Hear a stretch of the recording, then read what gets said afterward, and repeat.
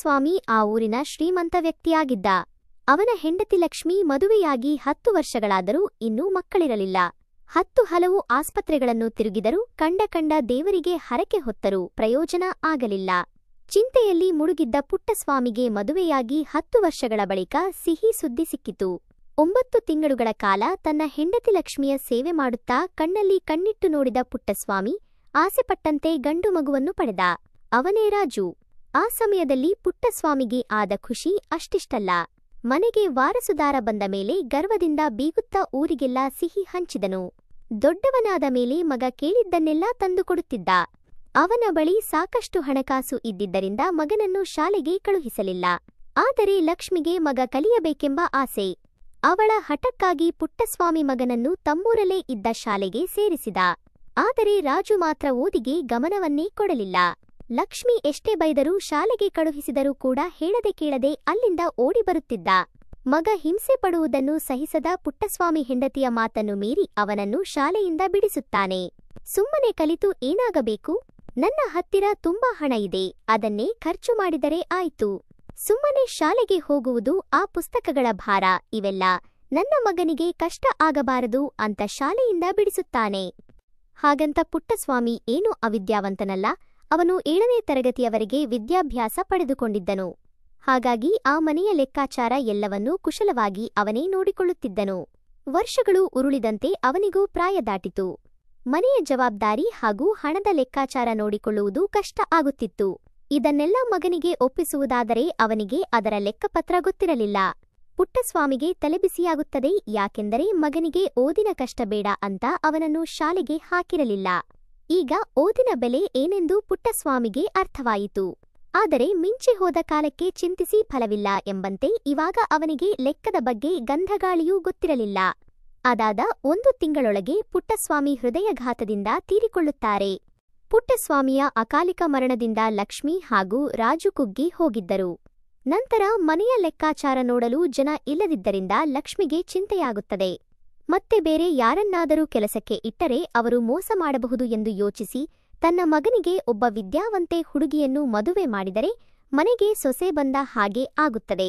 ಮನೆಯ ಲೆಕ್ಕಾಚಾರ ನೋಡಲು ಜನ ಸಿಕ್ಕಿದ ಹಾಗೆಯೂ ಆಗುತ್ತದೆ ಅಂತ ಉಪಾಯ ಮಾಡುತ್ತಾಳೆ. ಅದರಂತೆ ಮಗನಿಗೆ ವಿದ್ಯಾವಂತ ಹುಡುಗಿಯನ್ನು ಹುಡುಕಲು ಶುರು ಮಾಡುತ್ತಾಳೆ. ಆ ಸಮಯದಲ್ಲಿ ದೂರದ ಸಂಬಂಧಿ ಒಬ್ಬರು ತನ್ನ ಮಗಳು ಗೀತಾ MA ಮುಗಿಸಿದ್ದಾಳೆ ಎಂದು ಸುಳ್ಳು ಹೇಳಿ ರಾಜು ಜೊತೆ ತನ್ನ ಮಗಳನ್ನು ಮದುವೆ ಮಾಡಲು ನಿಶ್ಚಯಿಸುತ್ತಾರೆ. ಗೀತಾ ತುಂಬಾ ಒಳ್ಳೆಯ ಹುಡುಗಿ.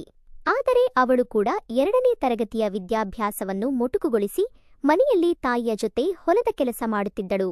ಮನೆಯಲ್ಲಿ ತುಂಬಾನೇ ಕಷ್ಟ ಇದ್ದಿದ್ದರಿಂದ ಇನ್ನಾದರೂ ನನ್ನ ಮಕ್ಕಳು ಸುಖವಾಗಿ ಇರಲಿ ಅಂತ ಸುಳ್ಳು ಹೇಳಿ ಗೀತಾಳ ತಂದೆ ಅವಳಿಗೆ ರಾಜನ ಜೊತೆ ಮದುವೆ ಮಾಡಿಸುತ್ತಾನೆ.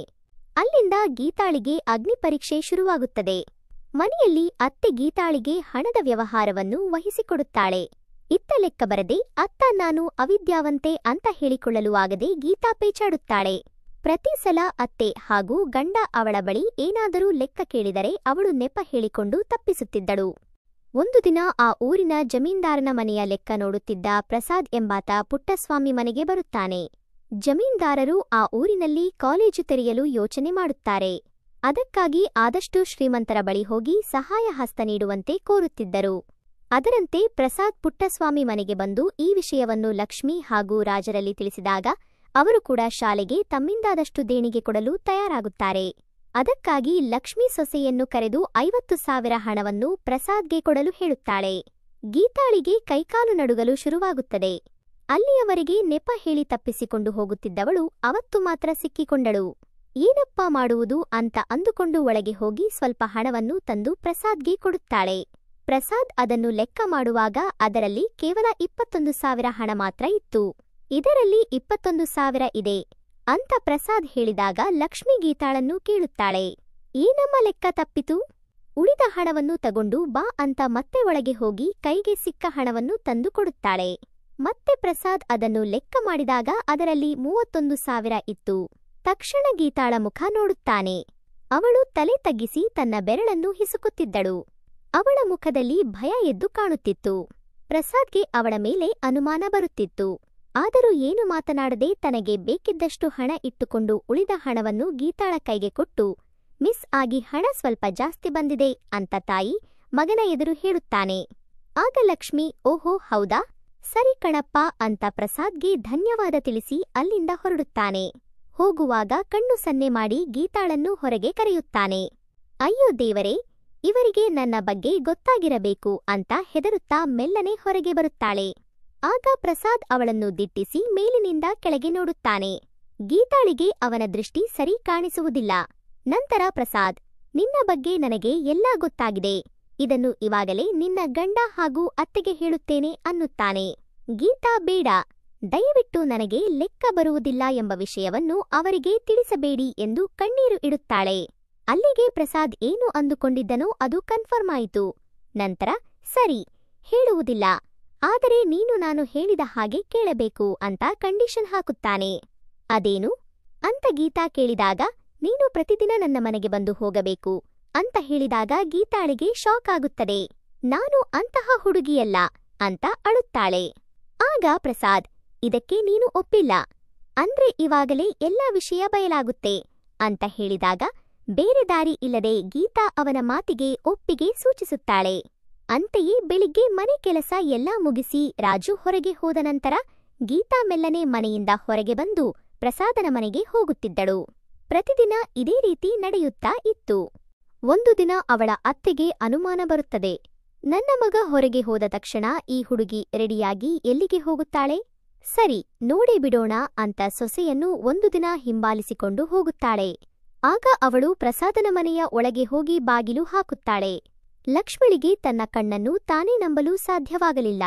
ಸೀದಾ ರಾಜುನನ್ನು ಹುಡುಕುತ್ತಾ ಹೋಗಿ ಅವನ ಬಳಿ ಗೀತಾ ಪ್ರತಿದಿನ ನೀನು ಹೋದ ನಂತರ ಅವಳು ರೆಡಿಯಾಗಿ ಪ್ರಸಾದ್ನ ಮನೆಗೆ ಹೋಗುತ್ತಾಳೆ ಎಂಬ ವಿಷಯವನ್ನು ಹೇಳುತ್ತಾರೆ. ಇದನ್ನು ನಂಬಲು ರಾಜು ತಯಾರಿರಲಿಲ್ಲ, ಯಾಕೆಂದರೆ ಅವನು ಅವಳನ್ನು ತುಂಬಾ ನಂಬಿದ್ದ. ನಂತರ ತಾಯಿ, ನೀನು ನಿನ್ನ ಕಣ್ಣಾರೆ ನೋಡುವಂತೆ ಅಂತ ಹೇಳಿ ಮಗನನ್ನು ಪ್ರಸಾದನ ಮನೆಗೆ ಕರೆದುಕೊಂಡು ಹೋಗುತ್ತಾಳೆ. ಬಾಗಿಲು ಮುಚ್ಚಿರುತ್ತದೆ. ಮೆಲ್ಲಗೆ ಕಿಟಕಿಯನ್ನು ತೆರೆದು ಒಳಗೆ ಏನಾಗುತ್ತಿದೆ ಅಂತ ಇಣುಕಿ ನೋಡುತ್ತಾರೆ.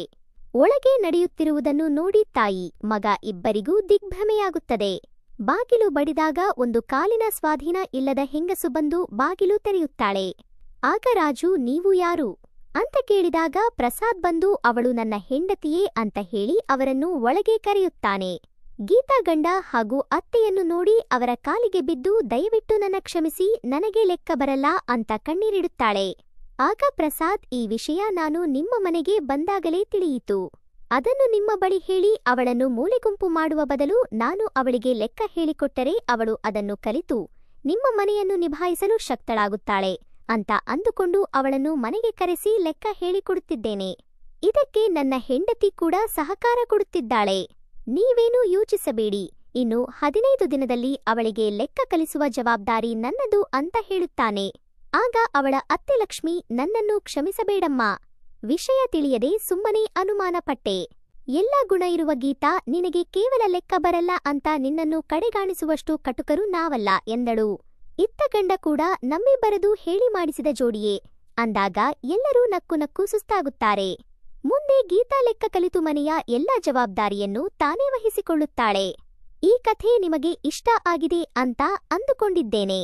ಇಷ್ಟ ಆಗಿದ್ದರೆ ಈ ವಿಡಿಯೋಗೆ ಒಂದು ಲೈಕ್ ಕೊಡಿ, ಹಾಗೆ ಪ್ಲೀಸ್ ಸಬ್ಸ್ಕ್ರೈಬ್ ಕೂಡ ಮಾಡಿಕೊಳ್ಳಿ. ಧನ್ಯವಾದಗಳು.